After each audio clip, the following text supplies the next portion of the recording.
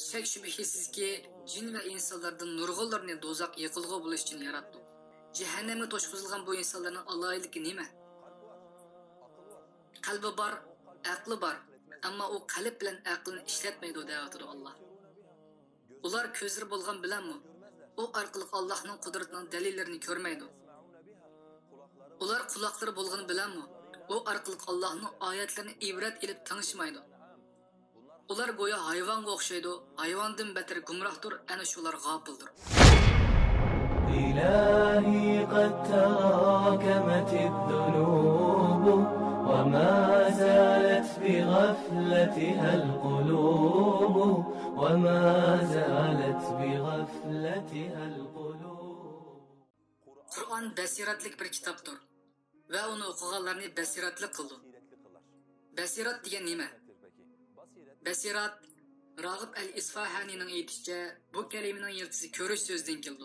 Basir kelimesi kişinin közü bilen bir narsalarni ko'rishi qartildi. Ya'ni ko'z bilan ko'rish deganlikdir. Kishi qalbi bilan ko'rganda, ya'ni qalb ko'zi ochiq bo'lsa, yuz berayotgan ishlarni qalbi bilan idrok qilib tushuna olsa, buning basirat deyiladi.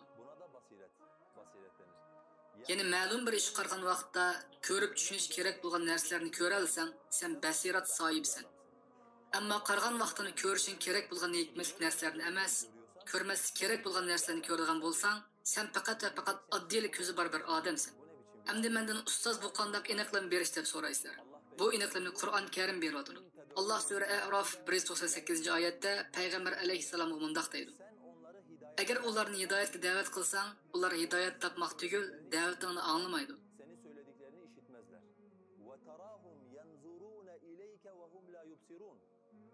Ular sen qarab turganda ko'rinsimi, lekin ular ko'rmaydi. Ular mı ko'rdi? Ya'ni ko'rish deganlik ko'zni ichbiranlarni va boshqa narsalarni ko'rish bilishga qartilsa, ular mı atrofni ko'rdi? O'zlariga va'z etayotgan payg'ambar alayhissalomni ko'rdi. Ammo payg'ambarning odatdagi bir odamni ko'rganda ko'rishdi. Uning aytgan va'z nasihatlarini xuddi bozorda bo'lgan behuda paranlara o'xshash deb o'ylaydi. Alloh oyat karimda sen ularning san qarab turganligini ko'rsan, ammo ular ko'rmaydi deydi. Demakki qarindoshlarim, ba'zi kishilar borki, bu kishilarning basiratlari Alloh tomonidan to'sib o'tilgandir. Basiratlari Alloh tomonidan to'sib o'tilganligi uchun sizlar qanchalik so'zlasanglarmi, qancha qitimda tushundirsanglarmi tushunmaydi. Sura A'rof 179-oyatda Rabbimiz mundoq deydi: Şek şüphesizki cin ve insanlardan nurgullarını dozak yıkılgı buluş için yarattık. Cehenneme toşkuzulgan bu insanların alaylıkı nime? Kalbi var, aklı var.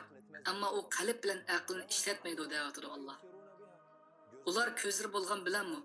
O arkalık Allah'ın kudretinin delillerini görmeydi. Ular kulakları bolganı bilen mi? O arkalık Allah'ın ayetlerini ibret edip tanışmaydı. Ular goya hayvan okşaydı. Hayvandan beter gumrahdır. Ana şular gafıldır. Allah bir kişinin basiretini tosib etse, kalbini etivetse, sizler onunla nemi düşündürsanların bekar. Kulukıga kirdi, ama haqiqiy turda anlamaydı. Qarab turdu, ama görmeydi. Sizlerinin etqallarinlar kalısı kirdi, ama düşünmeydi. Bu xil kişiler kimlerdir? Allah'ın basiratli kitabının yüzü örgen ve bu sebepten basiratları kor bulgan kişilerdir. Qaranlar qarindoshlarım. Bazı kişiler var. Ben bir davetçi buluş süpütüm bilen bunu köp ketim beşimden ötküzdüm. Potboldan söz açılganda bu kişi şunda hayacanlanıp sözlep gidiyor ki, ömrüde birer ketim potbol musabısı görmegen adamdan şunçilik körüz gibi. Bunun bunca ola hayacanlanıp sözlep kettiğine qaraganda, potbol musabısı alamet bir iş bolsa gerek, mama bir körsem diyen xiyallara keldi. Jurnallardan söz açılganda bu kişi şunçilik söylenip gidiyor ki, yüz gözlerden o hoşallıkı yığıp gidiyor. Çoğun bir hoş haber anlagandaki hoş olup gidiyor. Siyasetten söz açılganda bolsa, onu Aksaray'ın baş məsləhətçisi deb qalsınlar. Şunçilik ençik təhlil qilib gidiyor.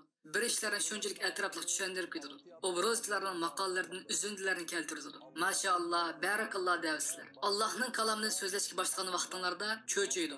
Döktükü qaytıdı. İfadəsiz bir nəzər bilen sizlərə qarab oturdu. O texi bir az burun şunçilik tetik, xuddi yıpqı marjan tızğandaki cümlələrini tüzüb fasahatlik sözləb ketken.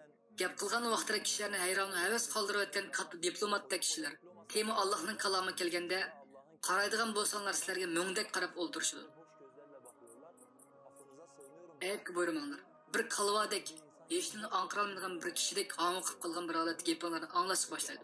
Nemişqa? Çünkü Allah'ın kalamdan yüz örgenlikleri sebebiden Allah azze ve celle onlarning basiratlarini to'sib etgan. Basiratlari to'sib etilganligi sababdan sizlarning tushundirganinglarni tushunish mumkin emas. Qarindoshlarim, bu Qur'on basirat kitobidir. Allah azze ve celle Qur'on-i Kerim'de bu basir kelimesini 5 yerde tilga aldı. Basair kelimesini basiretli değil de basair kelimesini 5 yerde kullanıyor. 4 tane Tötünü Kur'an için aytıdı. Bu Kur'an insanlarını basiratli kılgan bir kitaptır dedi. Bir tanesi Birisini bolsa Allah asmandan nazil kılgan kevni ayetler için aytıdı. ayetler, kevni ayetler için kullanıyor. Yani yeryüzünde Allah. Yani Allah azze ve celle yeryüzüne nazil kılgan kevni ayetler için bu kelimeni aytıdı. Demek ki Bu kelimeni işiltidi. Demek bir Müslüman basiratli buluştu arzu kılsa, qırğan vaqtida ko'rish kerak bo'lganini ko'rishni xohlasa, mayli tijoratida bo'lsin yoki dinida, oilasida, hayotida, boshqa har ishda men bir basirat sahibi bo'lay deb o'ylasa, undaqda birinchidan Alloh azza va jallaning kalamini ko'p o'qish kerak. Chunki bu kitob insonni basirat qilgan bir kitobdir. Ikkinchidan, ko'p tafakkur qilish kerak.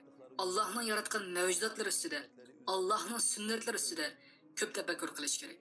İnşallah bu ikisi mümin kişini Allah razı bulgan bir holatda basiratli qilg'usi.